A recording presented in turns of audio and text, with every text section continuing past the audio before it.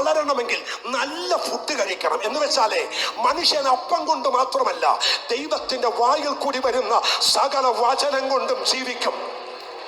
എൻ്റെ മകനെ, എൻ്റെ മകനെ, എൻ്റെ വചനങ്ങൾക്ക് നീ ശ്രദ്ധ തരിക. എൻ്റെ വചനം നിന്റെ മൊഴികളിൽ നിന്നും മാറിപ്പോകരുത്. എൻ്റെ വചനം നിന്റെ ഹൃദയത്തിന് നടുവിൽ സൂക്ഷിക്കണം. അവയെ കിട്ടുന്നവർക്ക് അവ സർവ്വദേഹത്തിനും സൗഖ്യമാണ്. വചനമാണ് ആഹാരം. കഴിക്കാവുന്നത്രയും കഴിച്ചേക്കണം.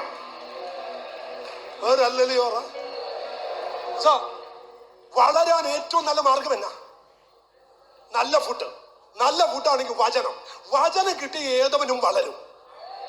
ഞാൻ 13 വർഷമായിട്ട് ഒരു ചർച്ചയിൽ പോകുന്നുണ്ട്, സ്ഥിരം പോകുന്നുണ്ട്. 13 വർഷമായി. അച്ഛാ, എന്ന് ചെന്നാലും പുണ്ണിക്ക് എന്നേസരത്ത് തടാകമേ പ്രസംഗിക്കത്തു. 13 വർഷമായി ഞാൻ ആ ചർച്ചയിൽ പോകുന്നത്. എപ്പോൾ ചെന്നാലും പുള്ളി ഏതാ പ്രസംഗിക്കുന്നത്?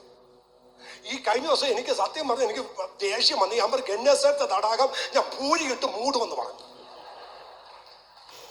ഒരു ഒരു ഒരു എന്താ പറയുന്നത്, അതിനെന്താ വാക്കാ പറയുന്നത് എനിക്കറിയത്തില്ല. ഒരു മര്യാദ വേണ്ടേ? 13 വർഷമായി അവർ ഗന്നേസരത്ത് തടാകം കേട്ടോണ്ടിരിക്കുക. ദാവീദും ഗോലിയാത്തും വടിയും കേട്ടോണ്ടിരിക്കുക. എന്നിട്ട് ഹോർമോണിന്റെ ഇഞ്ചക്ഷൻ എടുത്ത പോലെ കൈ മാത്രം വളർന്നുകൊണ്ടിരിക്കുക. അങ്ങനെ വളർന്നാൽ ഒക്കത്തില്ല.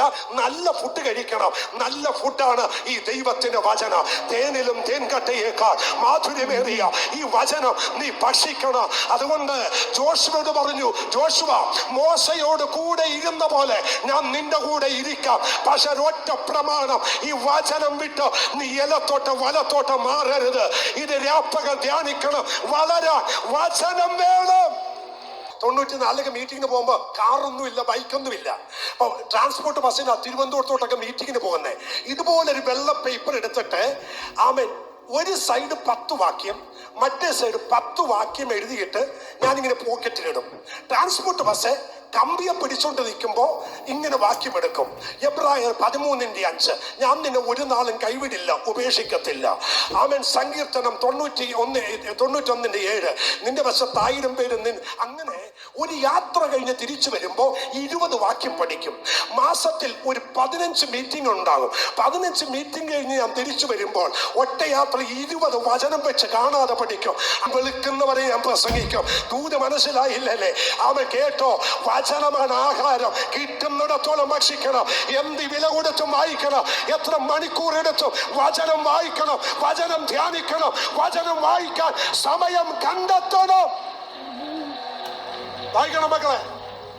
ചാലഞ്ചായിട്ട് പറയുക, വായിക്കണം, വായിക്കണം, മണിക്കൂറുകൾ വായിക്കണം. ഈ വചനം ആമേൻ ഇതിനകത്ത് റെക്കോർഡുണ്ട്. വണ്ടിക്കകത്തിട്ടേക്കണം.